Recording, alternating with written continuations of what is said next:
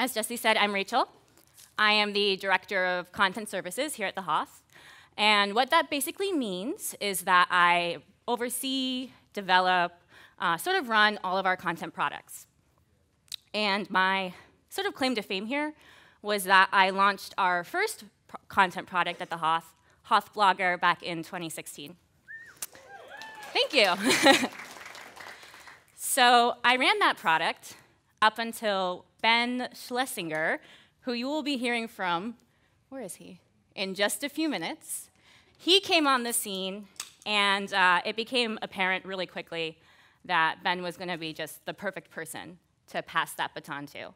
So as my role shifted, we knew we needed to take HOTH Blogger to the next level, and Ben was definitely the guy to get us there. So obviously, Ben and I work really closely together, right? We meet for hours weekly, and we're constantly trying to figure out ways to develop content at the HOTH, improve it for you guys, make it better. And we thought it would just be really appropriate for us to share the keynote today.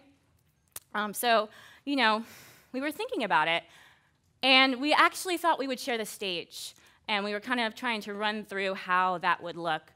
But just a couple weeks ago, for some reason, we thought that maybe we would take things in another direction, right? So we are going to take turns today, and he'll be up here in a few minutes. So I'm going to start with a question that might be triggering to some of us in the room. How many people here were English majors, lit majors, writing, communications? Maybe you didn't go to college, but you knew you wanted to be a writer, creative. A lot of people. Wow, okay. You heard me. So I am one of you. I graduated high school in 2003 and decided that I would move to New York City. I attended a small liberal arts college, and I was going to be a writer. I was always praised for my writing growing up. I really enjoyed doing it. It was my passion. I would come home from school and write short stories, right? I would spend hours working on research papers that I didn't need to because I just loved writing so much. And I went to New York, took some amazing classes, took a bunch of workshops, honed my craft, felt really good about what I was learning and doing. And I'm so lucky because I was able to take all of that and become a successful writer in New York. Just kidding. I waited tables for 12 years. That picture is not that old. It is my 7th year working at the same restaurant. And just to put that into context further, I'm there with my high school friends, and I'm going to flex for a second. So we were in sort of like the same honors classes, AP classes, right? That's Sarah on the end. She's a graphic designer for Vanity Fair. My friend Max in the middle, he's a lawyer. And Mike, my good friend at the end, he's really sweet. He's a surgeon. So they all came to visit me, the writer, at work. But really, at that point, my only claim to fame was that I once served the Real Housewives when they were filming at my restaurant, like back in season 4. So, I think this meme might resonate, and my story, perhaps, with more than a few of us in this room. And, I really did feel that way, right? At the time, it felt like breaking into the writing industry was almost like breaking into show business. Like, who did you have to talk to? Who did you need to know? But for those of us in this room, and I saw so many hands raised, good for us, for figuring out what we wanted to do and going for it. And you guys are all in this room right now because you did that for yourselves, so good job. Yeah. So, this is like the most bear slide ever, but it's very relevant, right? To everybody in this room, we're all making money here because we are doing writing for SEO and we're doing content marketing.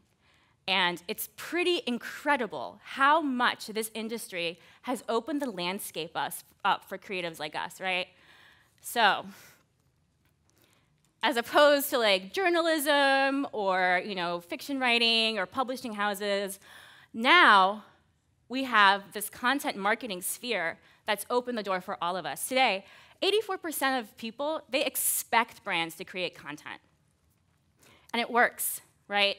74% of companies say not only does content bring in more leads, it brings better leads to their business, leads that actually end up being sales. HOTH is a US-based company. We are in the best place in the world for content creators.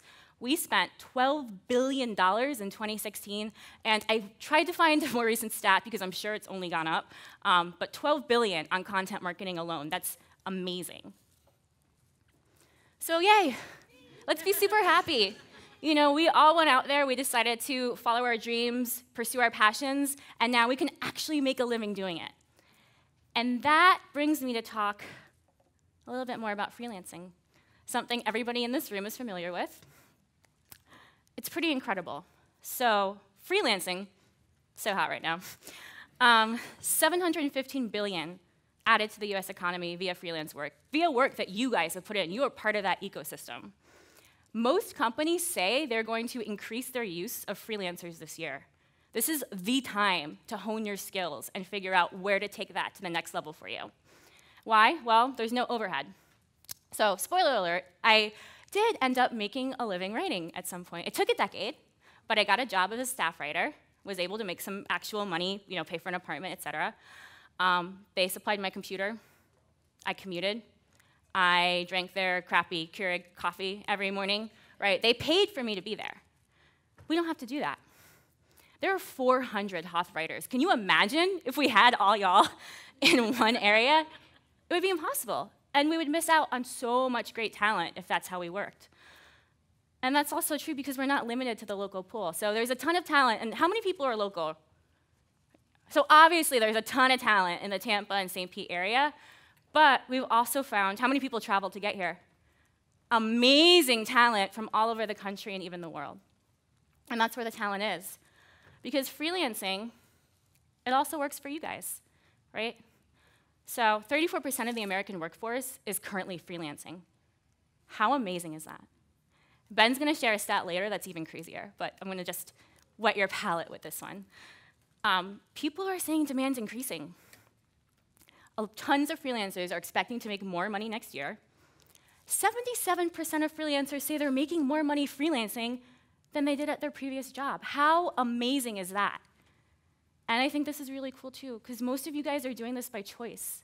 You chose to do this. It's not by necessity. So let's do some audience participation.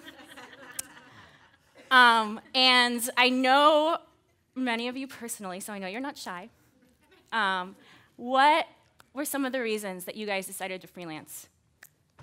And I will, Lerone, what up?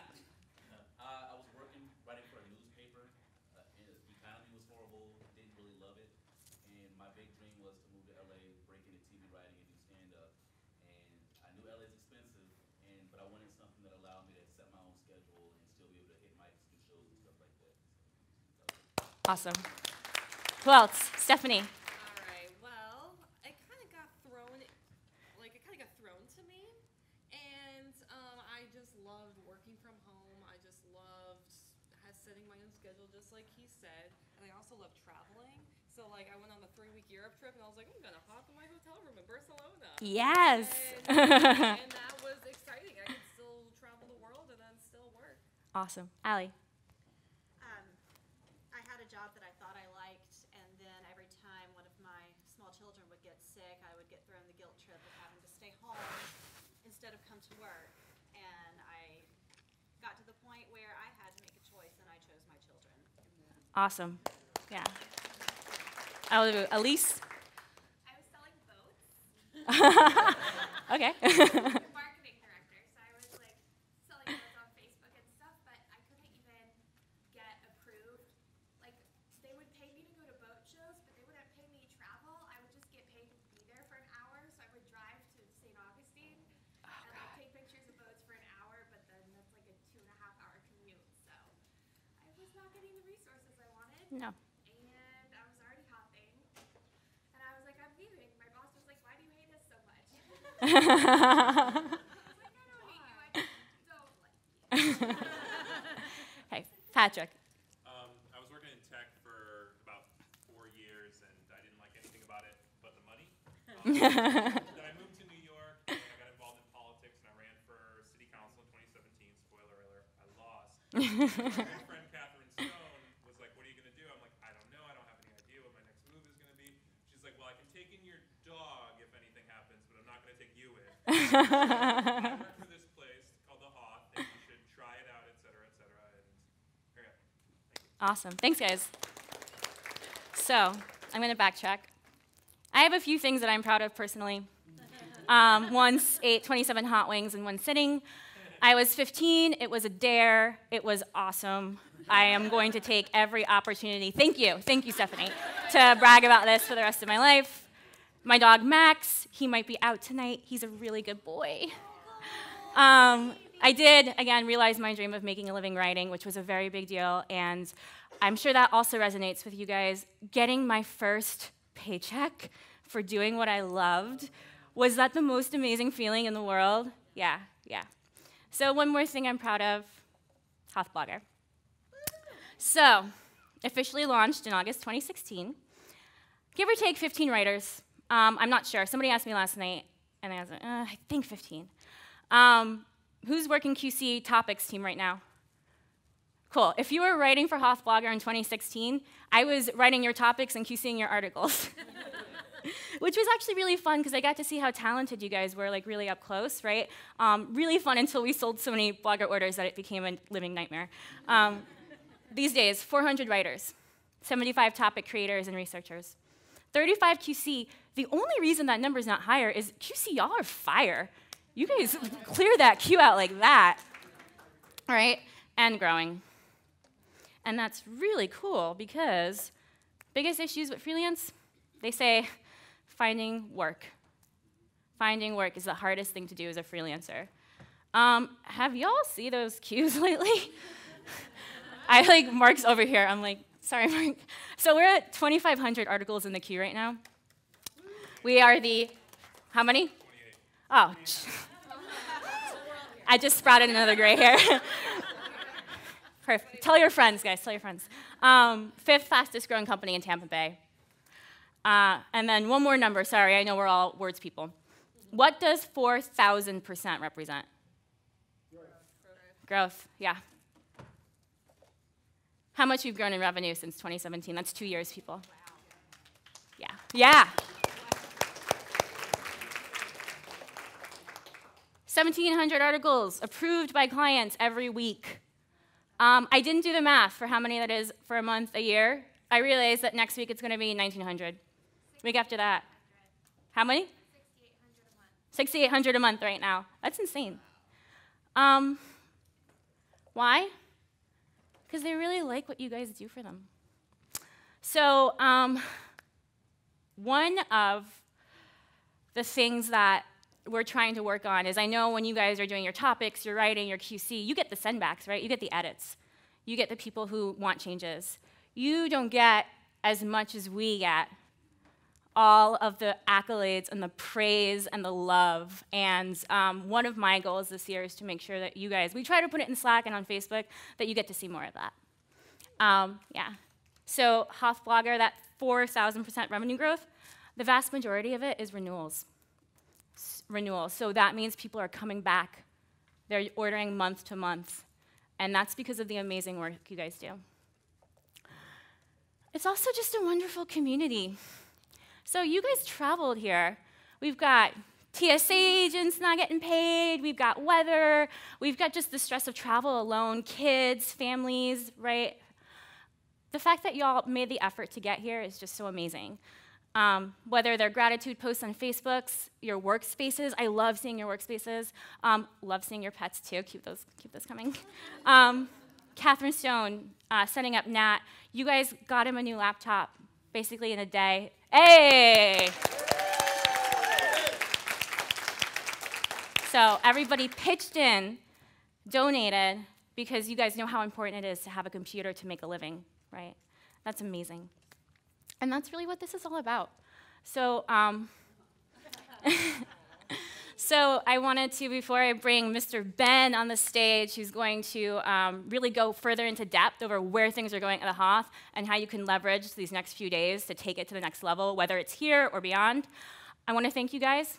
I said earlier that the most amazing feeling was the first time I ever got paid to write. and it's up, top 5 up there, maybe top 3, maybe top 2, sorry.